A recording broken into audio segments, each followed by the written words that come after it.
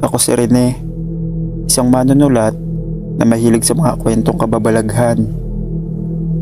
Sa pagbisita ko sa Siquijor, nagdesisyon akong tumuloy sa isang lumang bahay na inuupahan ng isang pamilya.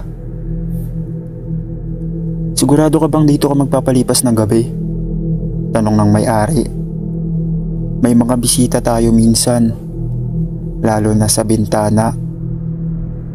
Akala ko nagbibiro lang siya, kaya natawa ako. Pero nang pumasok ako sa silid ko, nag-iba ang pakiramdam ko. Mabigat at tahimik, parang may nakatingin. Habang nagsusulat ako sa lamesa malapit sa bintana, naramdaman kong parang may nakadungaw sa akin mula sa labas.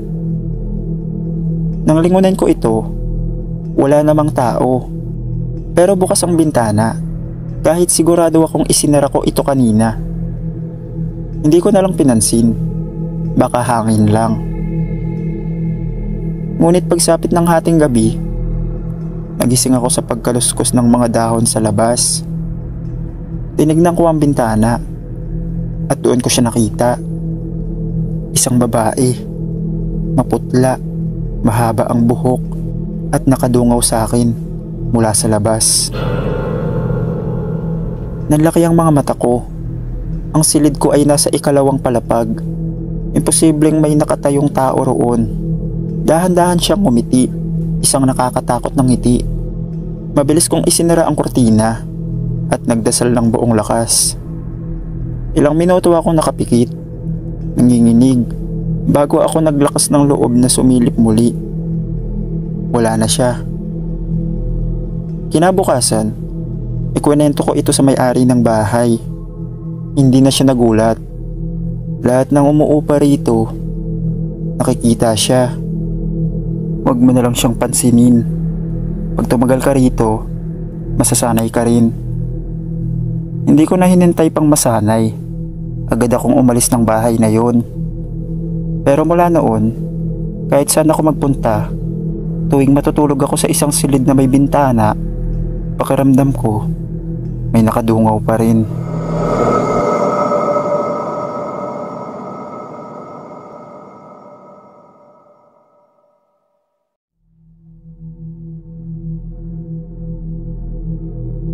Ako si Harry, isang manlalakbay na mahilig sa mga kakaibang destinasyon. Matagal ko nang naririnig ang mga kababalaghan sa Siquijor, kaya nagdesisyon akong mag-isa itong bisitahin. Sa unang gabi ko sa isla, nakasama ko ang ilang lokal sa isang maliit na inuman. Habang nagkukwentuhan, may biglang nagbiro. "Kung gusto mo ng tunay na kilabot, maglakad ka sa sementeryo ng bayan, bandang 3:00 ng madaling araw." Nagtawanan ng iba, pero may isang matandang lalaki na seryosong tumingin sa akin. "Huwag kang makulit, iho. May isang bangkay doon na hindi pa rin matahimik. Minsan, tumatakbo siya." Nang tanungin ko kung anong ibig niyang sabihin, tumanggi na siyang magsalita. Dahil mahilig ako sa adventure, nagdesisyon akong patunayan na katang-isip lang ito. Kinabukasan, bago mag 3:00 ng madaling araw, nagpunta ako sa sementeryo na tinutukoy nila. Madilim, walang ibang tao. Ang tanging naririnig ko lang ay ang ihip ng malamig na hangin. Habang naglalakad ako sa pagitan ng mga lumang nicho, may narinig akong mahihinang yabag. Siguro hayop lang to, bulong ko sa sarili. Pero nang tumigil ako, tumigil din ang yabag. Pabilis ng pabilis ang tibok ng puso ko. Biglang may malakas na kalabog sa isang lumang ataol malapit sa akin. Para bang may pilit gustong lumabas mula sa loob nito. Napaatras ako hanggang sa biglang bumukas ang takip ng ataol. At mula roon, isang lalaki na nabubulok ang balat ang biglang tumayo at tumakbo. diretso papunta sa akin. Napasigaw ako at mabilis tumakbo palabas ng sementeryo. Hindi ko na inisip kung tama ba ang dinadaanan ko. Basta ang alam ko lang, may humahabol sa akin. Pagkarating ko sa bayan, uminto ako at nang nilingon ko ang daan, wala nang nakasunod sa akin. Tahimik ang lahat. Kinabukasan, ikunento ko ito sa matandang lalaki na nakainuman ko. Sabi niya, Ang bangkay na yan, pinatay ng walang kalaban-laban. Hanggang ngayon, tumatakbo pa rin siya. Hinahanap niya ang taong pumatay sa kanya.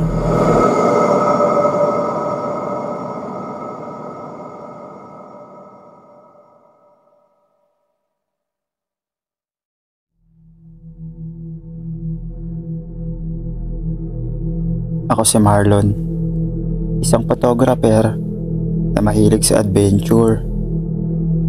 Matagal ko nang gustong bisitahin ang Siquijor, hindi lang dahil sa ganda ng isla, kundi para patunayan na katang-isip lang ang mga kwentong tungkol sa aswang, mambabarang at mangkukulam. Pagdating ko, inupahan ko ang isang maliit na bahay sa isang liblib na baryo. Ang nag-asikaso sa akin ay si Aling Sabel, isang matandang ilang may alam sa mga lihim ng lugar. Bago siya umalis, tinitignan niya ako ng seryoso. Huwag kang gagala sa gabi, Marlon. Hindi mo alam kung ano ang naglalakad sa dilim. Natawa lang ako. Baka gusto lang niyang takutin ng mga dayo. Pero isang gabi, hindi ako nakatiis. Gusto kong tuklasin ang kagubatan sa likod ng bahay. Bit-bit pang flashlight at camera. Naglakad ako papasok sa masukal na daan. Tahimik ang paligid. Tanging mga kuliglig at kaluskos ng dahon ang maririnig. Nang makarating ako sa isang clearing na lugar, nagsimula akong kumuha ng litrato. Ngunit habang kinukuhaan ko ang paligid, may napansin akong anino sa gilid ng lente. Isang figurang matangkad at balingkinitan. Sino yun? Tanong ko sa sarili ko. Dahan-dahan ako lumingon at doon ko siya nakita. Isang babaeng matangkad na payat at nakaputing bestida na marumi at punit-punit. Mahaba ang kanyang buhok, natatakpan ng muka. Miss, ayos ka lang ba? Tanong ko. Pero hindi siya sumagot. Biglang lumakas ang hangin at bumagsak ang mga tuyong dahon sa paligid. Doon ko napansin ang isang bagay na nagpanginig sa akin. Ang kanyang mga paa nakaangat sa lupa. Napaatras ako, nanginginig ang mga kamay ko. Tumawa siya, isang malamig at nakakapangilabot na halakhak. Dahan-dahan siyang lumapit at nang lumitaw ang mukha niya sa ilalim ng liwanag ng buwan, kitang-kita ko ang kanyang mga mata, pula, kumikislap, at ramdam mo sa kanya ang gutom. Hindi ko na alam kung paano ako nakatakbo pabalik sa bahay. Nanginginig akong isinara ang pinto at isinara ang lahat ng bintana. Narinig ko ang mahihinang gasgas sa dingding. Parang may matulis na kuko na kumakamot sa kahoy. Kinabukasan, nagising ako sa sikat ng araw. Wala na ang babae. Tahimik ang paligid. Parang walang nangyari. Ngunit, nang tignan ko ang camera ko, nanlumo ako sa nakita ko. Sa bawat litratong kuha ko sa gubat, nandun siya, nakangiti, nakatitig sa akin at papalapit ng papalapit sa bawat shot.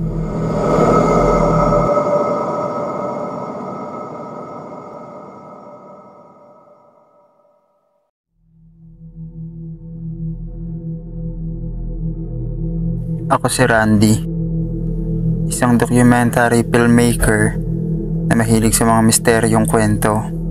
Matagal ko nang gustong puntahan ng Siquijor para mag-imbestiga tungkol sa mga mangkukulam at mambabarang. Ay isang matandang albularyo na pumayag makapanayam ko, si Tatay Mando. Nung dumating ako sa bahay niya, may kakaiba agad akong naramdaman. Mabigat ang hangin, parang may kung anong nakamasid. May hinahanap ka raw, iho. Sabi niya habang sinisindihan ng kanyang insenso. Gusto kong malaman ng totoo tungkol sa isang babaeng mangkukulam na nawala daw noon dito. Sagot ko, uminga siya ng malalim at tinignan ako. Kung si Lucia ang hinahanap mo, baka siya naman ang maghanap sa'yo. Ayon kay Tatay Mando, si Lucia ay isang malakas na mangkukulam noon sa Siquijor. Ngunit isang araw, bigla siyang nawala. Walang nakakaalam kung siya'y namatay, umalis, o sadyang naglaho. Ang sabi ng matatanda, hindi siya nawala. Naghihintay lang siya ng susunod na tatawag sa kanya. Natapos ang interview, nagdesisyon ako maglakad-lakad sa gubat malapit sa bahay ni Mang Mando. Gusto kong kumuha ng footage habang naglalakad. Napansin kong parang may sumusunod sa akin. Mga yapak sa tuyong dahon, malalim na paghinga sa likod ko. Pero tuwing lilingon ako, wala namang tao. Hanggang sa may narinig akong mahina ngunit malamig na tinig. Hinahanap mo ako? Nanigas ako. Ang tinig ay galing sa isang matandang babae na nakatayo sa gitna ng daan. Maputla siya, manipis ang katawan, at may mga kulubot na balat na parang nasunog sa araw. Siya ba si Lucia? Umalis ka na habang kaya mo pa. Bulong niya. Tila may udyok sa akin na umatras. Nang kumarap ako, nawala siya. Para lang usok na naglaho sa hangin. Agad akong bumalik kay Tatay Mando at sinabi ang nakita ko. Hindi siya nagulat. Nakaharap ka ng isang bagay na matagal nang hindi dapat hinahanap. Sinabihan niya akong umalis bago mahuli ang lahat. Kinabukasan, sumakay ako sa isang bangkang paalis ng Siquijor. Hanggang palayo ako, napansin kong may nakaupo sa dulo ng bangka, isang matandang babae. Walang ibang nakakakita sa kanya maliban sa akin.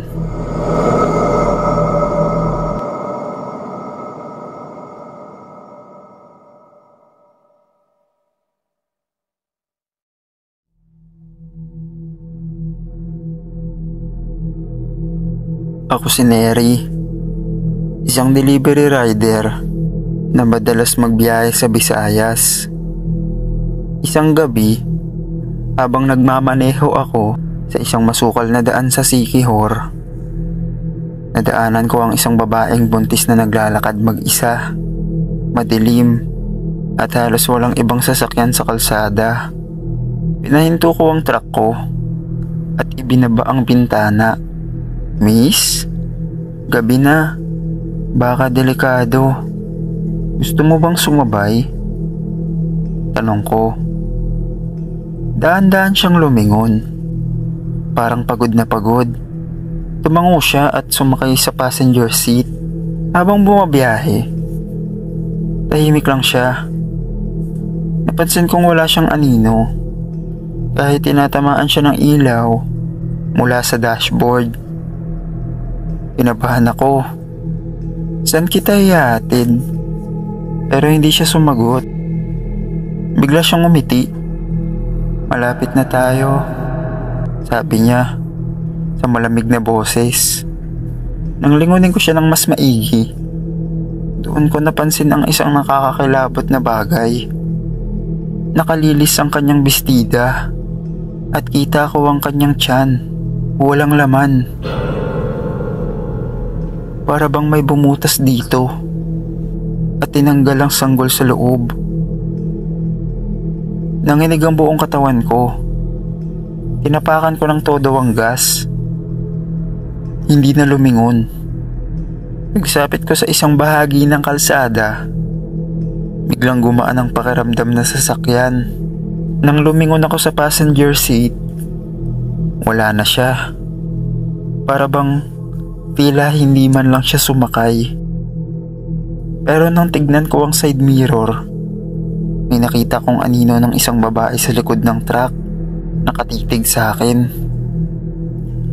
Kinabukasan, ikwento ko ito sa isang matandang residente. Sabi niya, Matagal nang nagpapakita yung buntis na yan. Sinasabing namatay siya. Ilang taon na ang nakalipas. Hinahanap pa rin niya ang nawala niyang anak. mula noon, tuwing may biyahe ako sa Siquijor, nag-request na ako sa mga amo ko na palagi ako bigyan ng pahinante. Para naman hindi kung sino-sino ang sumasabay sa akin.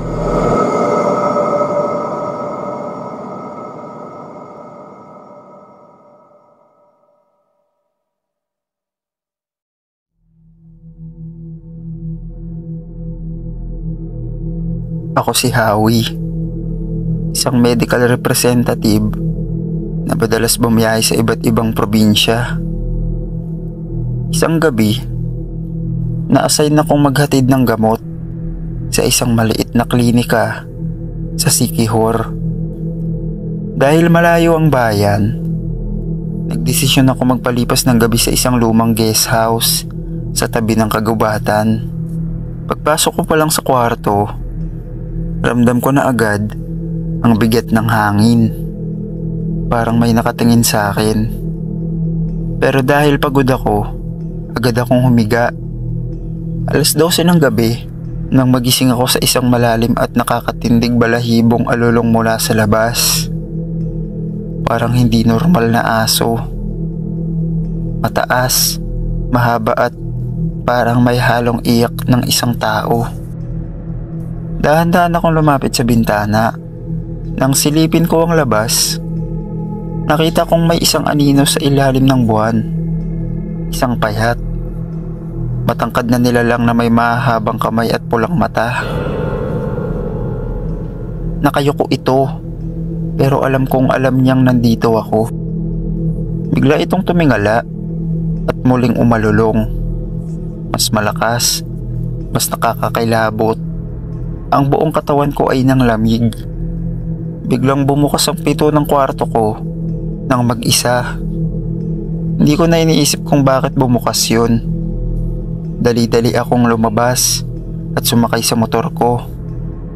Habang pinapaandar ko ito, naramdaman kong may tumalon mula sa bubong ng guest house. Mabigat, mabilis at palapit sa akin. Di na ako lumingon. Marurot ako pabalik sa bayan. Habang rinig ko pa rin ang mahabang alulong na sumasabay sa akin sa dilim. Kinabukasan, kwento ko ito sa isang matandang lalaki sa bayan. Sabi niya, Sabi ng matatanda, may isang nilalang sa gubat na naghahanap ng kapalit bago siya tuluyang mawala. At mukhang ikaw ang napili niya kagabi.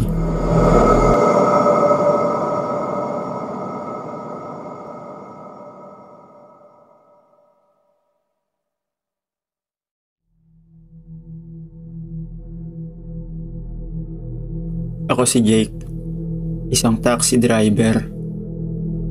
Mag-aalas 12 na ng hating gabi. Pagod na ako, pero kailangan ko pang bumiyahe para may maiuwi ako sa pamilya ko. Tahimik ang kalsada. Tanging ingay lang ay ang mahina kong radyo at ang tunog ng makina. Habang binabaybay ko ang madilim na daan, may napansin ako isang babae sa gilid ng kalsada. Nakaputi, mahaba ang buhok, at nakayuko pumapara siya. Dahan-dahan kong pinara ang taxi at binuksan ang pinto. Wala naman akong nakitang ibang tao sa paligid. Kaya kahit medyo may kaba, pinasakay ko siya. Sa may dulo lang po. Mahina niyang sabi. Tumango ako at itinuloy ang pagmamaneho. Tahimik siya sa buong biyahe. Nakatingin lang siya sa bintana. Tinignan ko siya sa rearview mirror. Hindi ko maaninag ang mukha niya dahil natatakpan ng buhok. Habang lumalapit kami sa destinasyon, biglang lumabig ang loob ng sasakyan. Para akong nalulunod sa bigat ng hangin. Napansin kong nanginginig na ang kamay ko sa manibela. Pagdating sa lugar, huminto ako at lumingon para singilin siya. Pero wala na siya. Kinilabutan ako. Agad ako lumingon sa upuan. Wala ni anino ng kahit sinong tao. Pero may naiwan doon. Basang bakas ng isang taong nakaupo. Napalunok ako. Mabilis kong hinawakan ng manibela. Handa nang umalis. Pero napatingin ako sa rearview mirror. At doon ko siya nakita. Nasa likod ko pa rin siya. Nakangiti. Hindi ko na alam ang sunod na nangyari. Basta ang naaalala ko lang, nagising ako, nanginginig sa loob ng taxi. Nasa isang madilim na kalsada pa rin. Pero wala na siya. Hindi ko alam kung anong nangyari sa akin o kung gaano ako katagal doon. Pero mula noon, tuwing may babaeng pumapara sa gabi, hindi ko na siya sinasakay.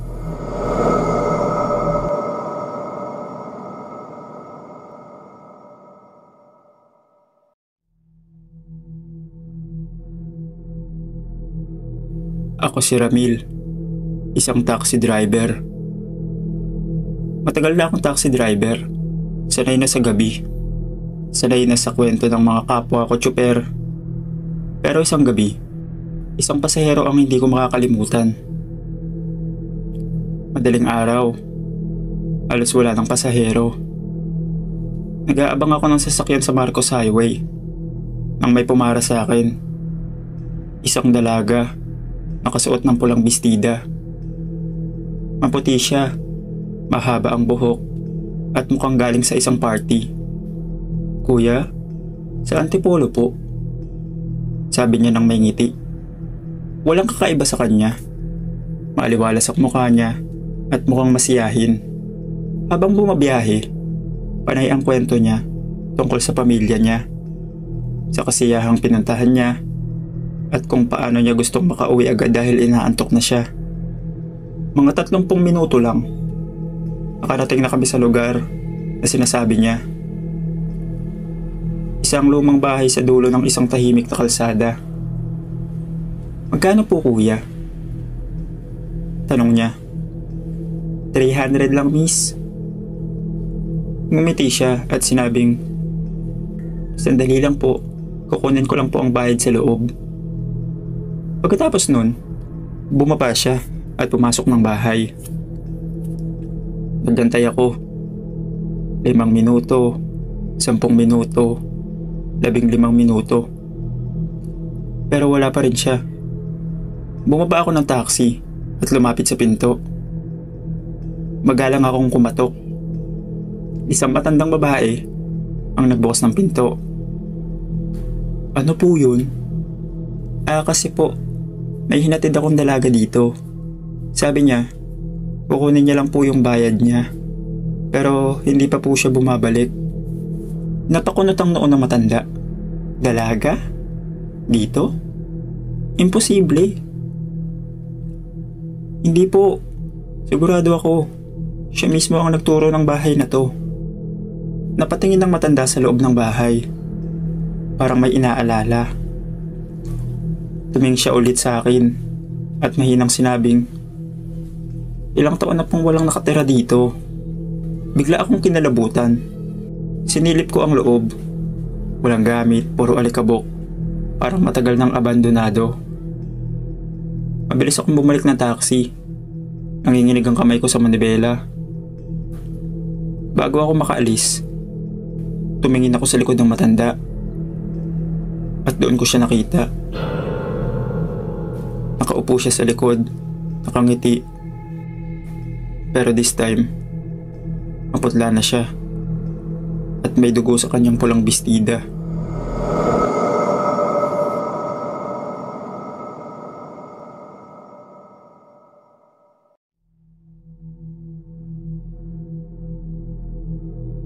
Ako si Dante. Gabi-gabi akong bumabiyahe. Sanay na sa madilim, sanay na sa katahimikan ng kalsada. Pero kahit gaano ako kagaling iwasan ng peligro sa Maynila, may isang bagay akong hindi inaasahan. Isang bagay na hindi ko kayang ipaliwanag. Madaling araw nun, pasado 1:00. Halos sarado na ang karamihan ng establishmento. At bihira na ang mga tao sa lansangan. Habang bumabagtas ako sa isang madilim na bahagi ng Espanya Boulevard, may pumara sa akin, isang lalaki. Nakatayo siya sa ilalim ng poste ng ilaw. Nakayuko at nakasuot ng itim na hoodie. Hindi ko maaninig ang mukha niya. Pagpasok niya sa likod ng taxi, malamig ang hanging sumalubong sa akin. Hindi yung tipong lamig ng aircon, kundi yung nakakakilabot na lamig. Parang sumisipsip ng init mula sa balat ko. Boss, sa Pasig lang. Mahina niyang sabi. Tumango ako at nagmaneho. Sa unang 5 minuto, tahimik lang siya. Nararamdaman ko ang bigat ng presensya niya sa likod. Minsan, sinisilip ko sa rearview mirror. Pero dahil sa madilim na hoodie niya, hindi ko pa rin makita ang mukha niya. Habang bumabiyahe kami, napansin kong lumihis ako sa tamang ruta. Wala sa plano ko ang lumiko. Pero parang otomatikong bumaling ang manibela. Lumingon ako sa kanya sa salamin. Dito ba talaga daan, boss? Tanong ko. Hindi siya sumagot. Dito na ako kinabahan. Tinignan ko uli siya sa rearview mirror. At doon ko napansing wala siyang mukha.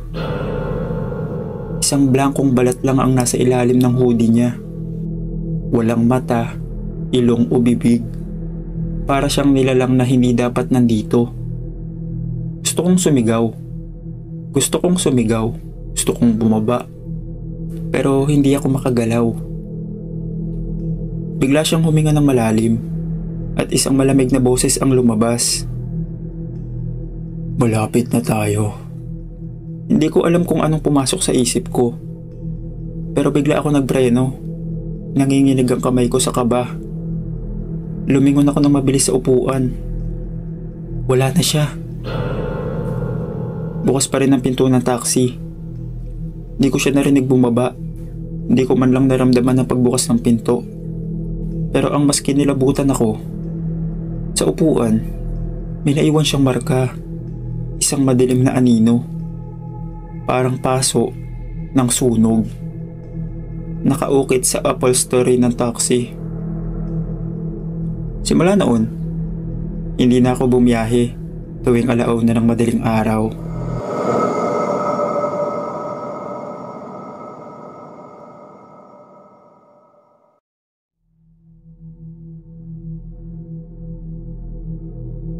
Ako si Arnel. Matagal na akong bumabiyahe bilang taxi driver. Sanay na ako sa kung ano-anong klaseng pasahero. Lasing, nagmamadali, tahimik at madaldal. Pero isang gabi, may isinakay akong pasahero na hindi ko makakalimutan. 1:00 ng madaling araw at wala nang halos tao sa kalsada. Dumaan ako sa isang madilim na bahagi ng EDSA, malapit sa isang abandonadong gusali. Biglang may pumara sa akin. Isang lalaki. Maitim at matangkad. Pagsakay niya, agad niyang sinabing sa may libingan lang. Medyo kinabahan ako. Pero hindi ako nagpahalata.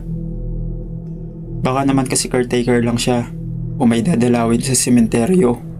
Tumango ako at sinimulan ng biyahe. Tahimik lang siya sa likod. Wala man lang ingay o paggalaw ng damit. Pagtingin ko sa rearview mirror, nakatungo lang siya. Hindi ko makita ang mukha niya. Mga 10 minuto kaming ganito. Tahimik, mabigat ang hangin. Parang may bumibigat sa dibdib ko habang palapit kami ng palapit sa libingan. Saka ko siya narinig. Isang mahina, mabagal na tawa. Patingin ako sa salamin. Hindi siya gumagalaw, pero malinaw kong naririnig ang tawa niya. Mababa, matining, parang hindi tao. Lalo pang lumakas. Hanggang sa naging halos halakhak na.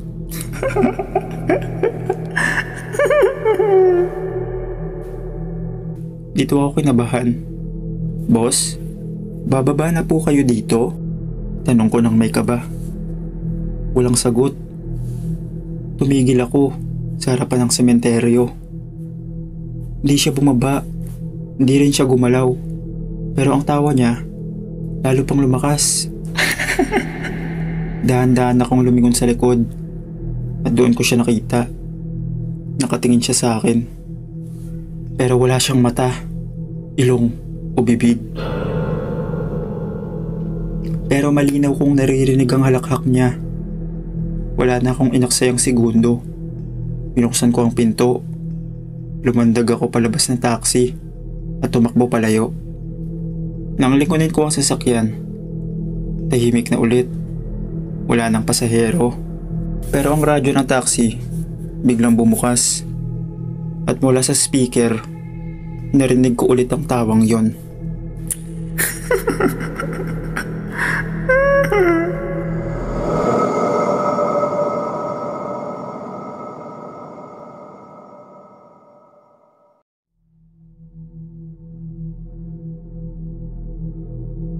Ako si Ben. Tagal na akong bumabiyahe sa gabi. Sanay sa katahimikan at malamig na madaling araw. Pero kahit gaano ako kasanay sa dilim, hindi ko inakalang mararanasan ko ang isang gabing magbabago sa buhay ko. 2:00 ng madaling araw at nag-aabang ako ng pasahero sa isang madilim na kalsada sa Quezon City. Walang katao-tao, pero maya-maya may pumara sa akin. Isang babae, mahaba ang buhok, nakasuot ng simpleng blusa at palda. Pagpasok niya sa taxi, naamoy ko agad ang kakaibang amoy. Parang lumang kahoy na naulanan. May halong mapait na samyo ng kandila. Kuya, sa Fairview lang po. Mahina niyang sabi. Tumango ako at nagmaneho. Tahimik lang siya sa likod. Panay ang sulyap ko sa rearview mirror. Pero hindi ko maaninag ang mukha niya dahil natatakpan ang kanyang buhok. Habang binabaybay namin ang daan, unti-unting lumalamig ang loob na sasakyan. Ramdam kong parang may bumibigat sa hangin. Lumingon ako ng bahagya sa gilid ng salamin. Doon ko napansin ang isang bagay na hindi ko maipaliwanag. Sa rearview mirror, wala siyang refleksyon. Napapitlag ako. Nanginginig ang kamay kong humawak sa manibela. Sa gilid ng mata ko, malinaw ko siyang nakikita, nakaupo, tahimik at nakayuko. Pero sa salamin, wala siyang anino. Huminga ako ng malalim at pilit na hindi pinansin. Baka guni-guni ko lang. Baka pagod lang ako. Pero habang papalapit kami sa destinasyon, bigla niyang sinabi, "Kuya, dito na lang po." Huminto ako. Di na ako lumingon sa likod. Basta itinodo ko na lang ang tapang ko. At mahina niyang tinanong, "Magkano po, kuya?" Saka ko lang napansin, hindi siya gumagalaw. Hindi siya bumababa. Dahan-dahan, kahit takot na takot ako, sinilip ko uli siya sa rearview mirror. Halos mapasigaw ako. Nandoon na siya. Pero this time, nakatingin na siya sa akin at wala siyang muka. Dali-dali akong bumaba ng taxi. Iniwan ng makina. Tumakbo palayo. Ilang minuto akong hindi makagalaw. Nakatayo sa tabi ng kalsada. Habol ang hininga. Nang makabawi ako ng lakas ng loob, lumapit ulit ako sa taxi at sumilip sa loob. Wala nang tao. Pero ang mas nakakakilabot, sa upuan, may naiwang piraso ng isang bulaklak na ginagamit sa lamay.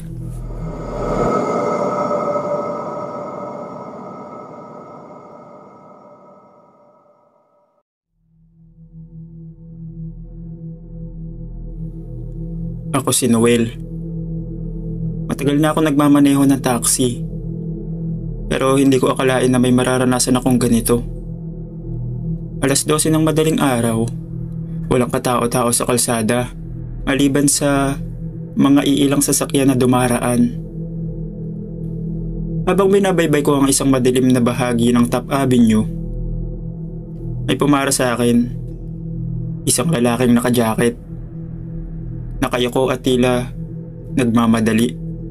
Pagpasok niya, naamoy ko agad ang kakaibang amoy. Parang lumang kahoy na nabasaan ng ulan. Boss, sa may North Cemetery lang. May hina niyang sabi. Napatingin ako sa rearview mirror. Hindi ko makita ng maayos ang mukha niya dahil nakayuko siya. Pero kita kong maputla ang balat niya. Tahimik ako nagmamaneho. Pilit na hindi iniinda ang kakaibang lamig na unti-unting bumabalot sa loob ng sasakyan. Pagkalipas ng ilang minuto, napansin kong iba na ang dinadaanan ko. Dapat nasa highway pa kami. Pero parang nasa masikip na iskinita na ako. Kahit hindi naman ako lumiko. Dito na lang ako, boss. Biglang sabi ng pasahero. Huminto ako. Paglingon ko para singilin siya, wala nang tao sa likod. Ang pinto, sarado pa rin. Wala namang bumukas. Nanginginig ang kamay kong lumingon sa rearview mirror at halos mabitawan ko ang manibela. Sa salamin, nakita ko siyang nakaupo pa rin. Pero this time, nakatingin na siya sa akin. Walang muka. Isang itim na hukay lang ang nasa gitna ng kanyang ulo. Dali-dali akong bumaba ng taxi. Iniwan ang sasakyan at tumakbo palayo. Kinabukasan, binalikan ko ang taxi ko sa parehong lugar kung saan ko ito iniwan. Pero ang nakapagtataka, wala ako sa Maynila. Nasa harapan ako ng North Cemetery.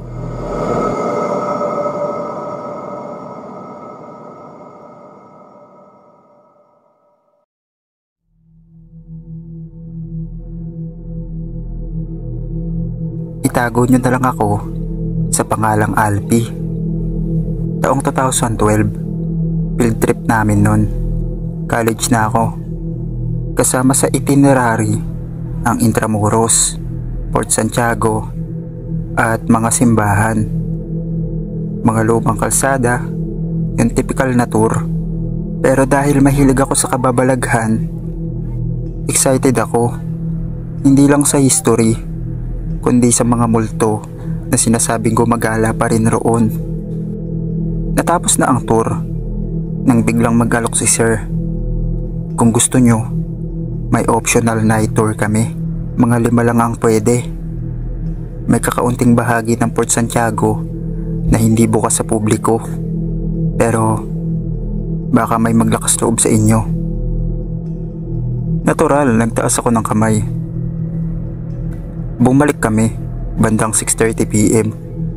Madilim na at ang Port Santiago na kanina ay parang normal ay nag-iba. Pumasok kami sa isang lumang piitan. Ayon kay Sir, Ito raw ang lugar kung saan ikinulong ang mga sundalong Pilipino noong panahon ng Hapon. May isa raw na kwento tungkol sa isang batang sundalo. Baguhan pa lang, nahuli, pinahirapan, at ikinulong ng mag-isa hanggang mamatay sa gutom. Nung una, normal lang ang pakiramdam ko. Pero paglapit namin sa selda, may naramdaman akong malamig na hangin sa batok. Ang liwanag ng flashlight ko ay biglang humina. Nag-echo ang bawat yapak. Tila ba may mga aninong sumusunod sa amin kahit 5 lang kami. Ako na lang po ang unang papasok, sabi ko. Tumango si sir. Pagpasok ko sa loob na selda, bigla akong kinabahan. Amoy kalawang, amoy luma, pero may naamoy akong kakaiba. Parang dugo, at may narinig akong tunog, mahina, parang hikbi. Tumingin ako sa sulok. May anino, maliit lang, parang nakaupo. Hindi ko maaninag, pero parang may matang nakatitig sa akin. Nilapit ko ang flashlight, at doon ko siya nakita. Isang batang lalaki, marungis, payat, duguan ang uniforme. Nakatingin lang siya. Hindi gumagalaw. Pero parang may gustong sabihin. Bakit ka nandito? Tanong ko. Halos hindi ko na marinig sarili ko sa kaba. Bigla siyang tumayo. Tulungan mo ko. Bulong niya. Nangilabot ako. Lumingon ako para tumakbo. Pero nakasarado na ang pinto. Hindi ko alam kung paano. Tinatawag na ako ni sir, pero hindi ko sila marinig. Lahat ng paligid ko ay unti-unting nagdidilim. Ang liwanag lang ay mula sa batang sundalo na unti-unting lumalapit. Tulungan mo ko. Pumikit ako. Tumulo ang luha ko sa takot. Nang dumilat ako, nasa labas na ako ng selda. Nasa tabi ko si sir. Pinipigil ako sa pagsigaw. Anong nakita mo? Tanong niya. Hindi ako sumagot. Pero mula sa luma kong uniforme na gamit sa field trip, may pulang marka. Parang kamay ng bata. At sa sulok ng selda, bago kami lumisan, ay may batang anyo nakasilip sa rehas, nakangiti. Simula noon, hindi ko na siya nakita. Pero sa bawat pagtulog ko, naririnig ko pa rin ang tinig niya. Tulungan mo ko.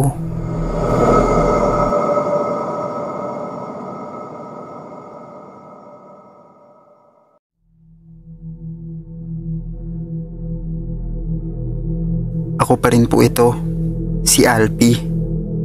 At ito ang ikalawang karanasan ko.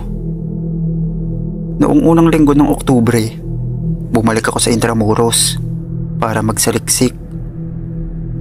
Dahil nga sa karanasan ko sa Port Santiago, parang may kung anong humihila sa akin pabalik. Gusto ko na sanang tapusin na, pero mas lalo lang akong naaakit.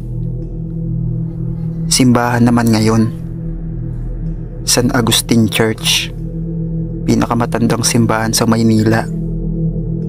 Maganda sa umaga, pero ibang usapan paggabi, lalo na kapag patay na ang mga ilaw at tahimik na ang mga lumang hallway.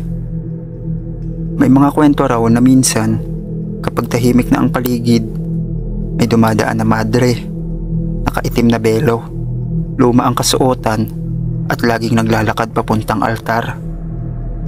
Pero hindi raw ito madre, isa siyang kaluluwang hindi matahimik. Pinaniniwalaang isa sa mga nagtago ng mga lihim ng simbahan noong panahon ng Kastila. Bandang 8:00 ng gabi, naiwan ako sa loob ng simbahan kasama ang isang caretaker.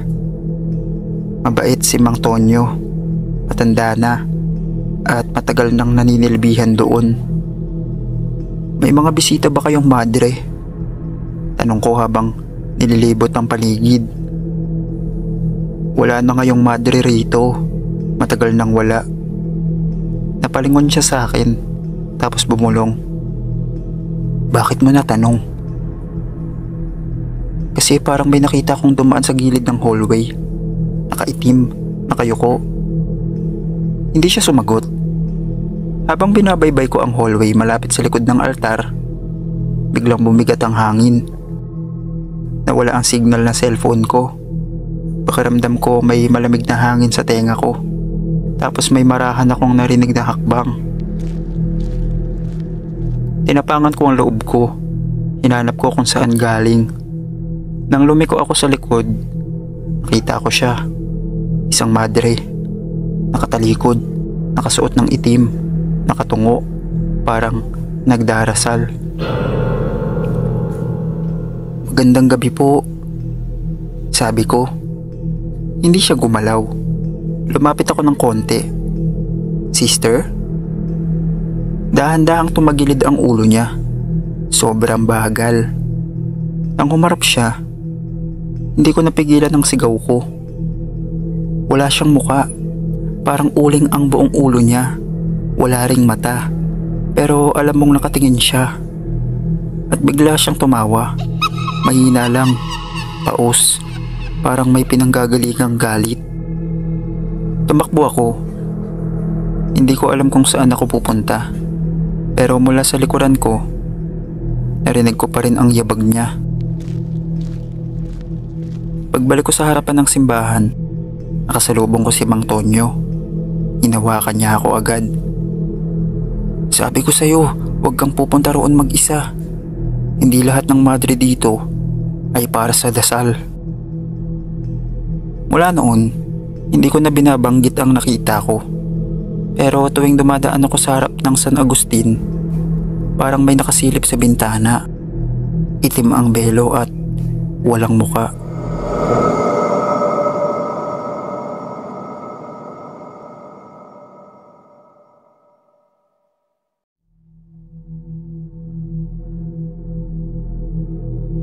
Ito ang ikatlong bahagi ng karanasan ko sa Calle Real, na isang bahay na matagal nang abandonado. Kastila pa raw ang huling tunay na nanirahan doon. Ayon sa mga matatanda, sinumpa ang bahay na yon. Lahat ng pumasok, nawawala. May ilan na raw estudyanteng pumasok para lang sa fun, pero hindi na lumabas. Ewan ko ba kung bakit ako napadpad doon. Buwan ng Nobyembre, ginabi ako sa paglalakad. Para bang may sariling isip ang mga paa ko. Bigla na lang akong lumiko at tumapat sa bahay. Luma ang pintuan, may bakal na gate na kinakalawang. Pero bukas ito. Parang inaanyayahan kang pumasok. Nang pumasok ako, tahimik, napakatahimik. Walang alikabok, walang amoy. Malinis ang sahig, pero para bang may nakatira pa rin. Pero sa pader, may mga frame na walang larawan. Mga orasan na lahat ay nakatigil. Lahat ay nasa parehong oras. 3:17 AM. Umakyat ako sa hagdan. Maingat, kasi lumang kahoy. Pero hindi ito lumalangit-ngit.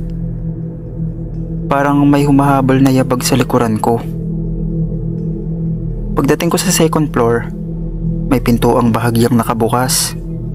Sinilip ko at doon ko siya nakita. Isang babae, nakaupo sa lumang rocking chair. Nakasuot ng bestidang puti na parang wedding gown, pero luma. Nakatingin lang siya sa bintana.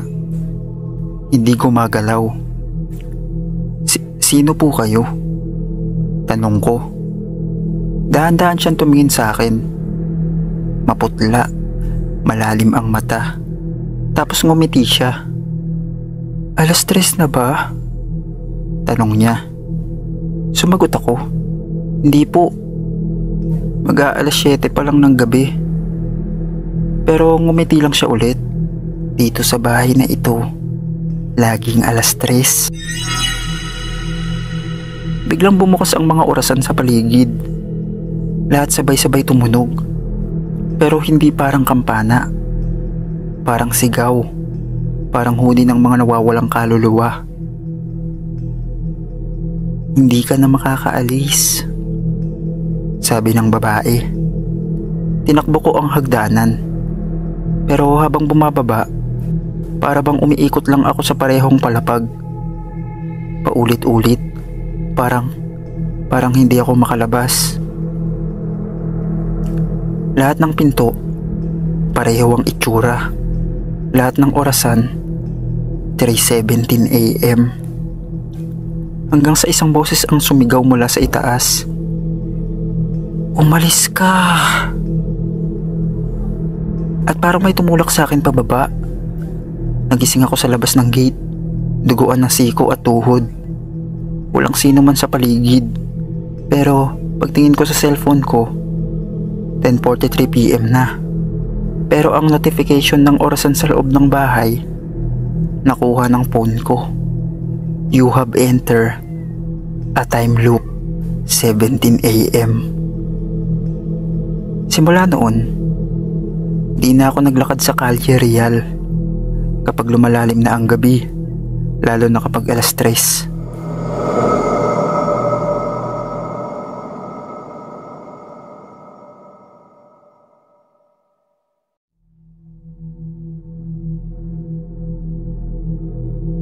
Ako pa rin po ito, si Alpi.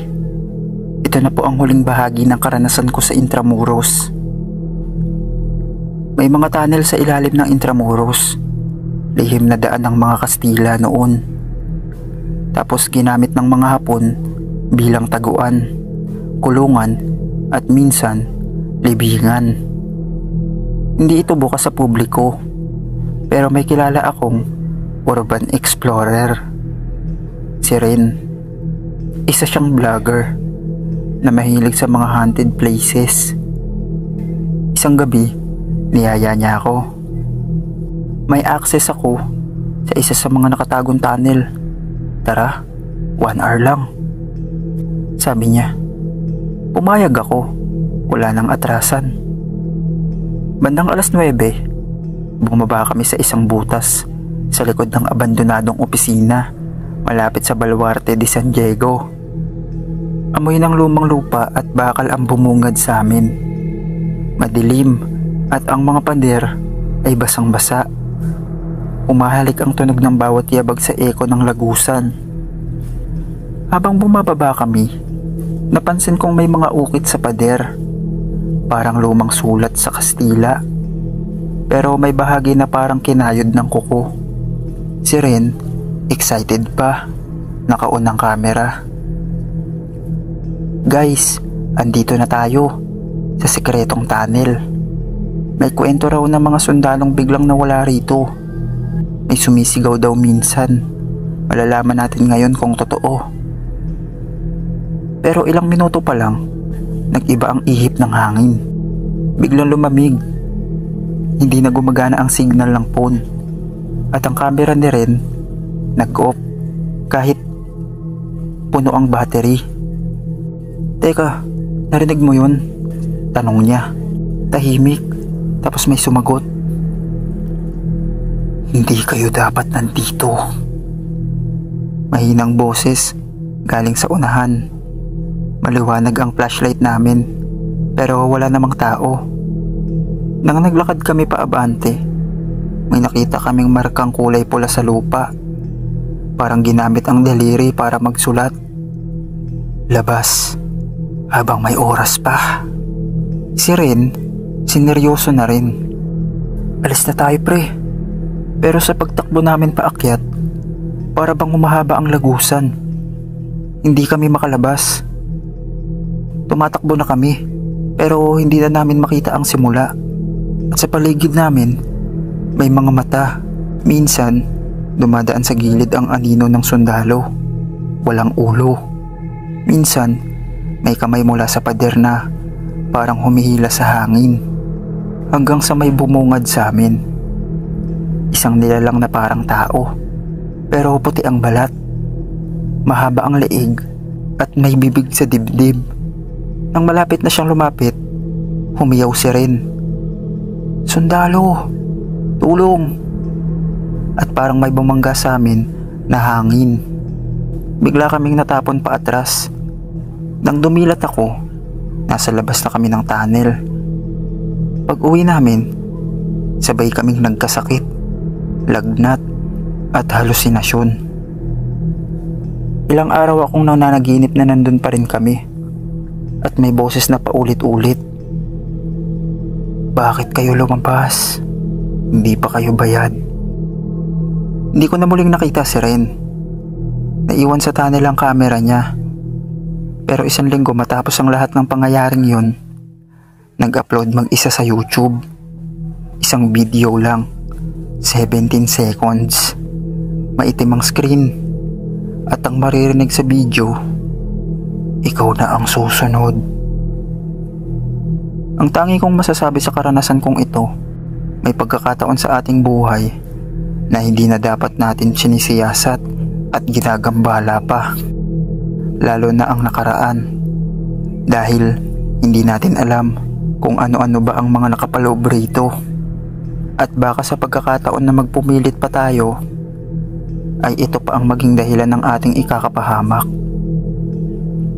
Maraming salamat sa pagsasadula ng 4 na bahagi ng aking kwento. At mag-ingat tayong lahat sa lahat ng pagkakataon.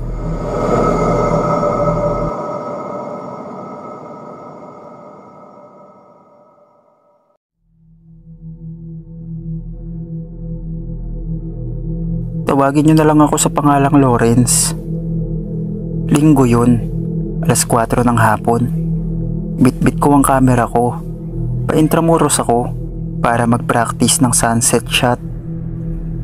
Gusto ko sanang konting katahimikan, kaya dumiretso ako sa Puerta Real Garden. Kakaunti ang tao roon, minsan nga wala pang bantay. Pagkapasok ko sa gate, may kakaibang hangin agad ako naramdaman. Mainit ang araw pero malamig ang simoy. May amoy na parang tuyong bulaklak, parang sementeryo. Kinibit balikat ko na lang. Baka galing lang sa mga halaman. Nag-set up ako. Tinarget ko yung fountain sa gitna. Ganda ng kuha. Medyo dramatic ang ilaw. Sinilip ko sa viewfinder. Pero habang tumitingin ako, may napansin ako sa gilid ng fountain. Isang batang babae. Nakaputing dress, nakaupo at nakayuko. Wala naman ako nakitang pumasok na bata. Siguro anak ng gardener o bantay. Pero teka, parang ang tahimik niya. Parang di siya gumagalaw. Itinaas ko ulit ang camera. Ipa-focus ko sa kanya. Pero pagtingin ko sa screen, wala siya. Tumingin ako ulit gamit ang mata ko. Nandun siya. Pero sa camera, wala. Pumikit ako sandali at inisip na baka pagod lang ako. Nilapitan ko siya. Dahan-dahan. Baka naliligaw lang. "Hi, Iha. Okay ka lang?" Walang sagot. Nakayuko pa rin. Hindi gumagalaw. Nakaramdam ako ng kilabot. Pero nanatili akong kalmado. Biglang humampas ang hangin. Malamig. Nanuyo ang lalamunan ko. At doon ko nakita ang kamay niya. Nakalapat sa lupa. Itim ang mga kuko niya. Kulay abo ang balat. Parang paso. Gumuhit siya sa lupa gamit ang daliri. Lumapit pa ako para basahin. "Lumingon ka." Bigla akong kinilabutan. Tumingin ako sa likod. Walang tao. Pagbalik ko ng tingin sa bata, wala na siya. As in, bigla siyang nawala. At sa lupa, may bagong sulat. "Huli ka na." At sabay noon, tumunog ang kampana ng simbahan. 3 beses. Wala namang misa. Wala ring tao. Lumingon ako muli. Pilit na pinapakalma ang sarili. Pero naisipan kong tumakbo na paalis. Habang papalayo ako sa Puerta Real, may dumaan sa gilid ng lente ko. Parang puting damit na dumaan sa peripheral vision ko. Pagdating ko sa bahay, tinignan ko ang mga larawan, fountain, halaman, at iba pa. Sa isang frame, sa isang sulok may puting bestida, pero walang bata. At sa pinakahuling shot, may gumuhit sa lupa, linyang paikot, parang may binubuo. At hindi ko na ito tinapos. Inop ko na ang kamera. Kinabukasan, nang bubuksan ko na ulit ang kamera ko, nagtaka ako dahil ayaw nito bumukas. Hindi ko alam kung bakit, kaya dinala ko ito sa isang repair shop. Pero matapos niya itong maayos, lahat ng larawan ay nabura. Hindi ko alam kung bakit, pero hinayaan ko na lang. Hanggang dito na lang po. Salamat sa pagbasa ng kwento.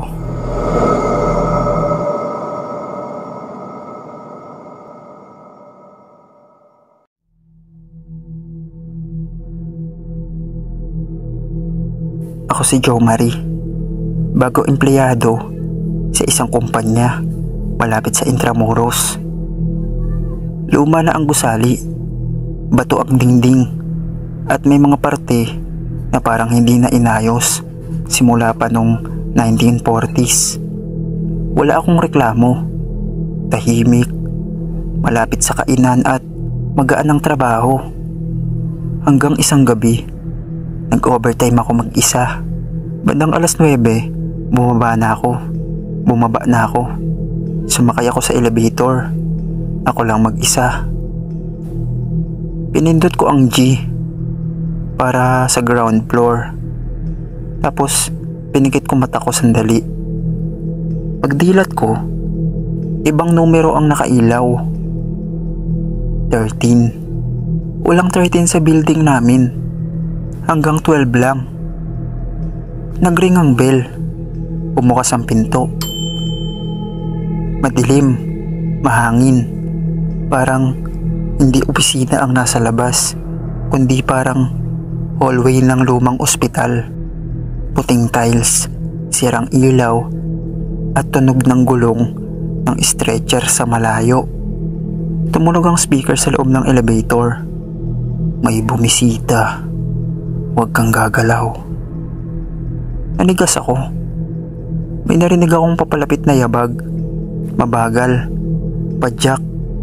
1, 2, 3. Tapos may sumilip sa pintuan. Mukhang nurse, pero itim ang dugo sa uniforme niya. Punit ang balat sa muka at wala siyang mata. Ngumiti siya. Matagal ka na naming hinihintay. Pilit kong pinindot lahat ng boton. Di gumagana.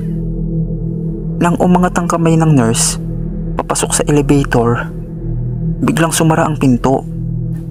Nag-shake ang elevator pababa. Pagbukas ng pinto, sa ground floor na. May guard. Boss, galing ka sa taas. Bakit galing ka sa taas? Sarado na ang 12th floor. Sabi niya. Hindi ako nakapagsalita.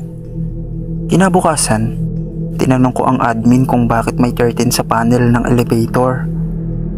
Ang sabi niya, wala pong 13 dito. Luma na yung elevator. May mga button na hindi na gumagana o hindi na dapat pinipindot. Matapos yun, nag-resign na ako at naghanap na ng ibang trabaho.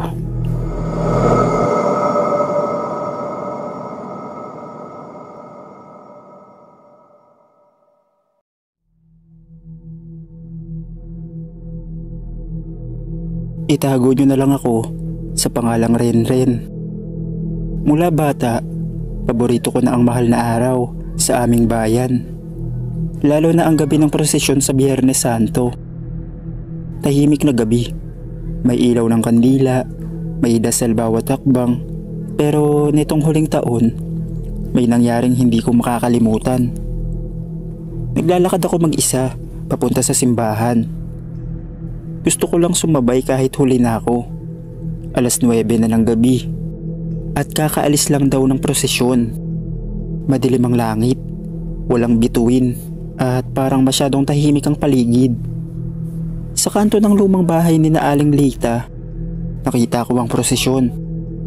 Mahaba, puro itim ang suot ng mga tao. Ang mga santo sa karosa ay natatakpan ng itim na tela. Parang hindi yun karaniwang prosesyon. Wala akong naririnig kundi yapak sa kalsada.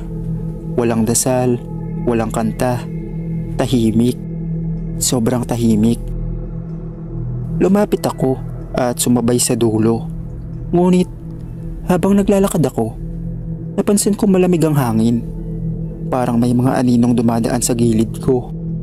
Wala akong kakilala kahit isa. Nagtataka na ako, pero hindi ako makaalis. Parang may humihila sa akin para magpatuloy.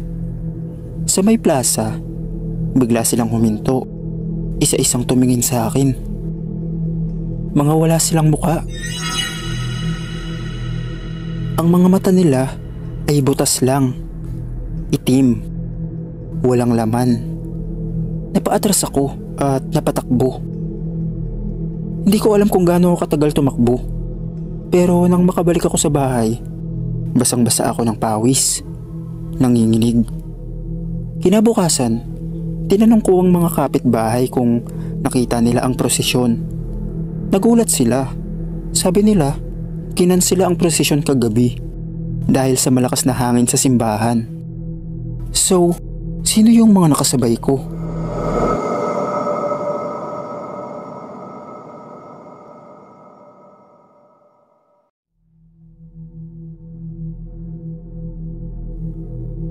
Ako si Marvin.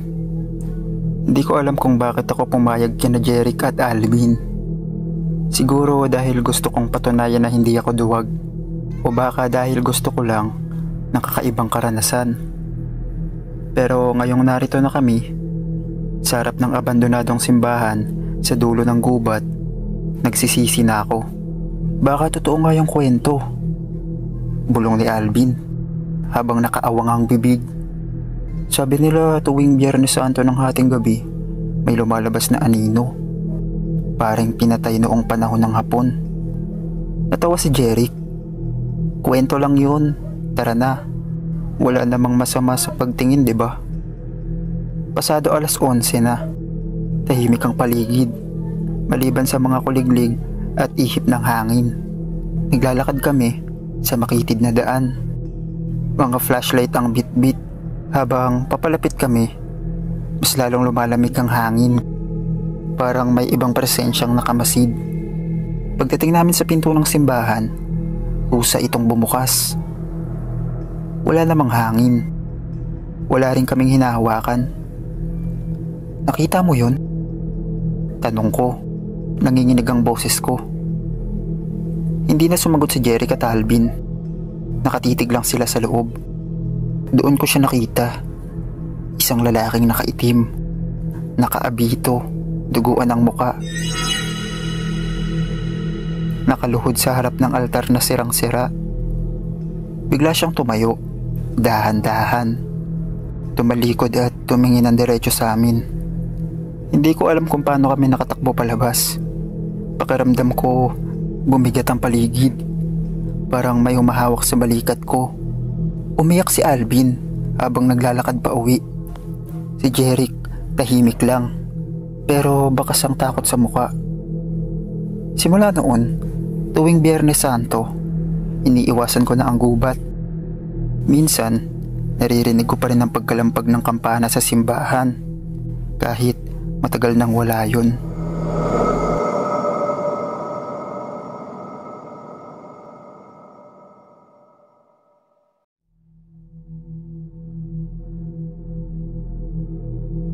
Ako nga pala si Christopher. Mahal na araw noon. At kagaya ng tradisyon, sinamahan ko si Lola na maglinis ng puntod sa lumang sementeryo sa may paahan ng bundok. Doon nakalibing ang lolo ko, pati na rin ang ilang ninuno namin. Sabi nila, wag daw magingay at wag magpakasaya tuwing mahal na araw dahil patay ang Diyos at gising naman ang mga hindi matahimik. Pagsapit ng alas 3 ng hapon, iniwan ko muna si Lola para bumili ng kandila sa bayan. Pero habang pabalik ako, napansin kong nag-iiba ang paligid. Walang tao sa kalsada, walang tunog, pati mga ibon na wala. Kahit ang sikat ng araw, parang nagdilim. Pagdating ko sa sementeryo, wala na si Lola. Tao po? La? Tahimik. Pero sa di kalayuan, may nakita akong babae. Nakatayo sa tabi ng isang libingang may lumang krus. Nakaputing damit, nakatalikod. Akala ko si Lola. Lumapit ako. La? Dahan-dahan siyang humarap. Hindi siya si Lola. At hindi siya buhay. Ang mukha niya, wala. Maputi. Parang basahang nabasa ng dugo. Bigla siyang lumipad sa direksyon ko. Mabilis, tahimik. Napatakbo ako pabalik sa kalsada. Pero parang paikot-ikot ako. Saan man ako pumunta, sementeryo pa rin ang kinalalabasan. Hanggang sa may narinig akong boses, mahinang bulong. Sumama ka na sa akin. Napaupo na lang ako, humihikbi, nagdarasal ng sunod-sunod. At sa isang kisap mata, may humawak sa balikat ko. Pagtingin ko, si Lola, nakangiti, may dala pang kandila at walis. Ano ka ba, iyo? Kanina pa kita hinahanap. Hindi ko nakunento ang nakita ko.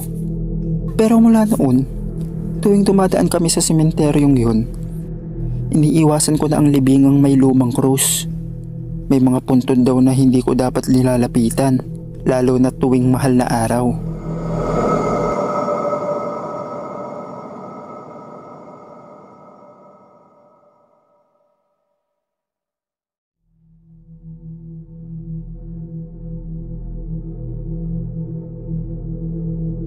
Minsan sa mahal na araw, sumama ako sa kaibigan kong si Marlon pauwi sa kanilang baryo sa taas ng bundok.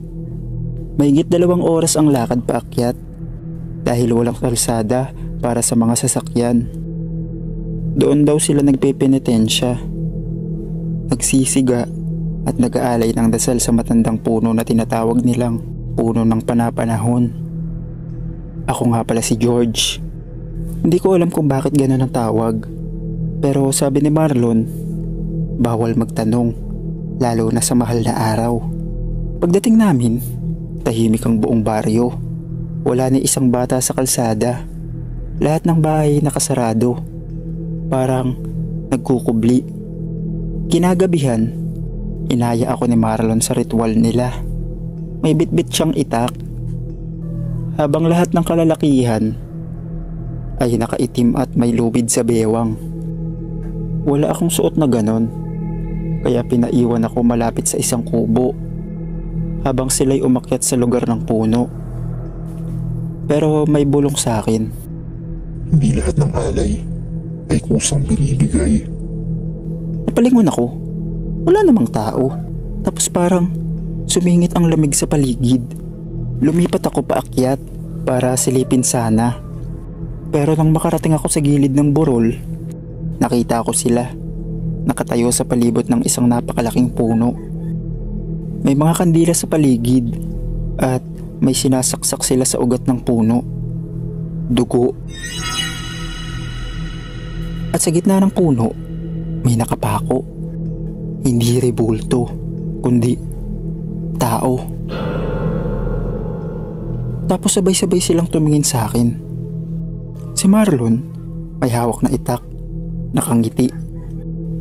Ika nga nila, bawat taon may dapat sumasama sa puno at ngayong taon, panauhin ka namin. Bigla ko napabangon. Habol ang hininga ko. Ginigising pala ako ni mama kanina pa. Dahil kanina pa raw ako umuungol. Binabangungot daw ako. Habang iniisip ko yung nangyari sa panaginip ko, nagtaka ako. Sino si Marlon?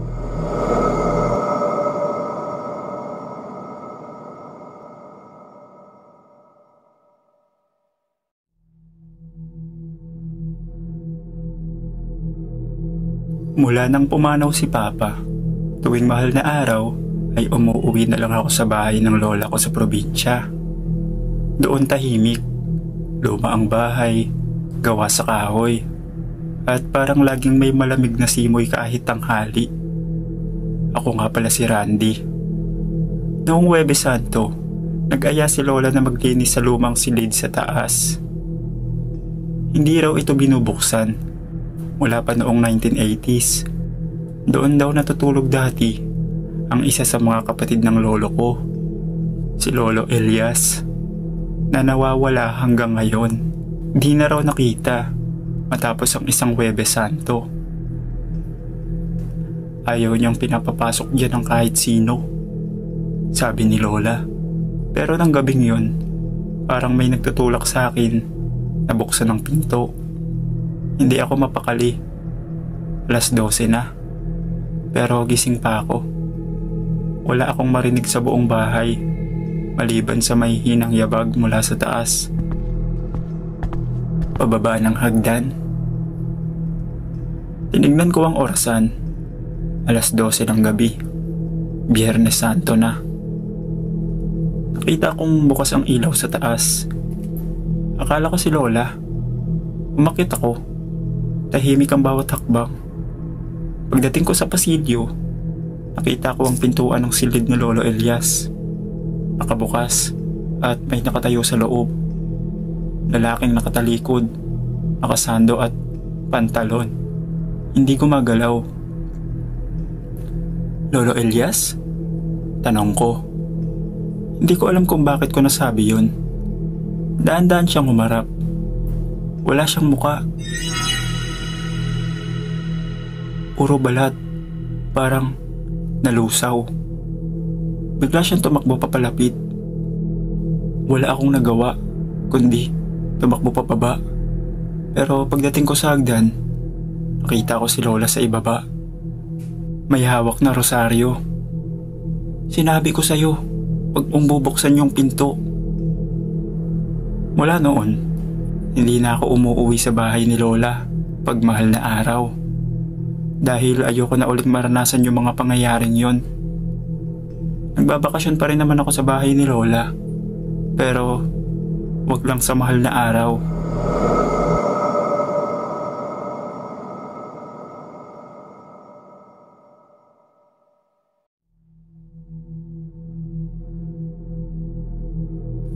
Nag-volunteer ako bilang parte ng pabasa sa simbahan noong mahal na araw. Wala akong balak noon, pero tinulungan kasi ako ng pari sa isang problema. Kaya bilang pasasalamat, sumama ako sa youth group nila. Ako nga pala si Delmar. Ang lugar ng pabasa ay hindi sa loob ng simbahan, kundi sa lumang silid-aralan sa katabing Catholic School, ang Room 4. Sarado na dapat ang buong paaralan tuwing Semana Santa. Pero ginamit pansamantala ang classroom na yon para sa overnight vigil. Mag-aalas 2 na ng madaling araw nang antukin ako. Tumigil muna ako sa pagbabasa at pumunta sa likod ng silid para umidlip. May kortina at lumang upuan doon, sakto para makapikit saglit. Pagdilat ko, wala na ang ilaw. Tahimik, wala na ring tao. Akala ko umuwi na sila. O baka inilipat ang pabasa. Kuya? Bulong ng isang batang boses. Napalingon ako sa gilid ng pisara. May batang babae, nakaputing damit. Wala sa grupo namin yun. Sino ka? Tanong ko. Hindi siya sumagot. Nakatitig lang. biglang nagsindi ang lumang TV sa harap. Kahit hindi naman nakasaksak sa kuryente, play ito ng video ng pabasa namin. Pero ang mga mukha ng nagbabasa ay may taklob na itim na tela. Lumingon ulit ako sa bata. Nawala na siya. Pero may narinig akong bulong sa sulok ng silid. Dito rin sila nagsimulang mawala. Dali-dali akong tumakbo palabas. Pero lahat ng pinto, sarado. Lahat ng bintana, may rehas. At sa bawat paglingon ko, mas dumadami ang batang nakaputi. Nakapalibot sa akin. Walang mata, walang muka. Kinabukasan, nagising ako nakahandusay sa labas ng simbahan. Sabi ng mga kasama ko, hindi raw ako pumasok sa pabasa. Hindi raw ako dumating sa school. Pero may naiwang sulat sa luma kong kwaderno. Balik ka sa room 4. Kulang pa kami.